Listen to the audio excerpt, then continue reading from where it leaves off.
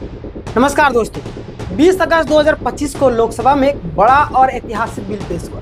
इसका नाम है promotion and regulation of online gaming bill 2025। यह बिल सीधे सीधे पर रियल मनी गेमिंग को अवैध करार देता है। लेकिन असली सवाल यह है कि क्या यह जो बिल है भारत के युवाओं को बचा पाएगा या फिर लाखों लोगों को बेरोजगार कर देगा। सबसे पहले समझते हैं कि इस बिल में लिखा क्या है। अगर किसी गेमिंग लोग यानी कि अगर हम लोग बात करें, अगर कोई भी गेमिंग लोग को तोड़ा तो सजा है 3 महीने का या 1 करोड़ रुपए का जुर्माना या फिर दोनों हो सकते हैं। बिल ने गेम को 4 कैटेगरी में बांटा है। पहला मनी बेस्ड गेमिंग, दूसरा आपका सोशल गेम, तीसरा आपका एजुकेशनल गेम और चौथा आपका ई स्पोर्ट्स गेम। असल में निशाना सिर्फ और सिर्फ रियल मनी गेम्स पर है। यह बिल अचानक क्यों लाएगा? पहली थ्योरी अगर बात करें तो जलेसिन थ्योरी यानी कि जलते हैं मोदी क्या। दूसरा आपका सरकार को रियल मनी गेमिंग से जलन है। अगर हम लोग बात करें कि लोगों को करोड़ों कमा रहे, यानी कि उनको लगता है कि लोग करोड़ों कमा रहे लेकिन टैक्स सरकार को दे ही नहीं रहे। दूसरी थ्योरी हम लोग बात करें तो इलेक्ट्रिकल बॉन्ड थ्योरी, यानी कि कंपनियों को चंदा लो और उनके लिए नियम बना दे। तीसरा थ्योरी अगर हम लोग बात करें तो बीजेपी वर्कर थ्योरी। पता है ना आपको मैं क्या बोल रहा हूँ? समझ रहे हैं? जाहिर सी बात समझ रहे होंगे। इंदौर का पार्षद जुआ खेलने पकड़ा गया, यानी कि जो पार्षद थे जुआ खेलते पकड़ा गए। सरकार की इमेज खराब हुई, मजबूरी में बिल लाना पड़ा।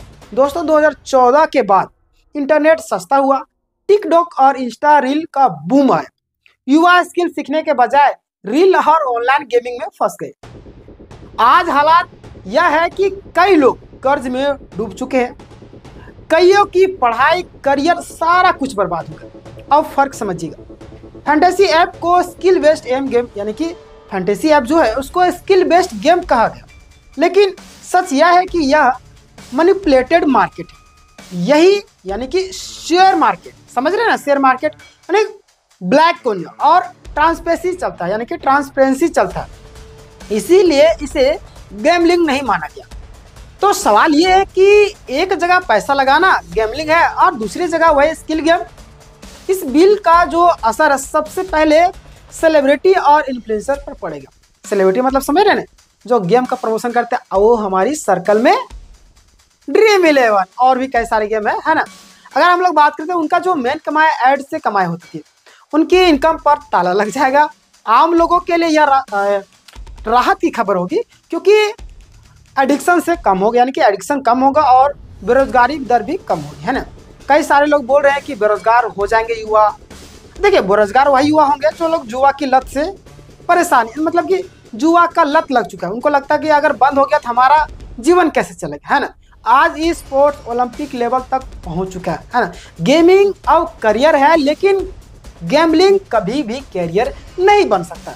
मोदी जी खुद गेमर्स को बुला करके मुलाकात भी किए, मतलब सरकार भी मानती है कि गेमिंग फ्यूचर है, लेकिन गैम्बलिंग नहीं। दोस्तों मैं इस कानून का समर्थन करता हूं, लेकिन 2 कानून जरूरी है।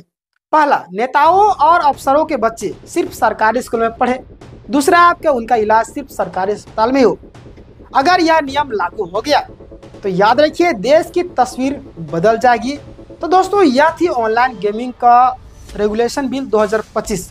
ये आपको मैंने पूरी कहानी आपको बता दिया शॉर्टकट में। आप इस कानून से सहमत है या नहीं है, नीचे कमेंट करके जरूर दें।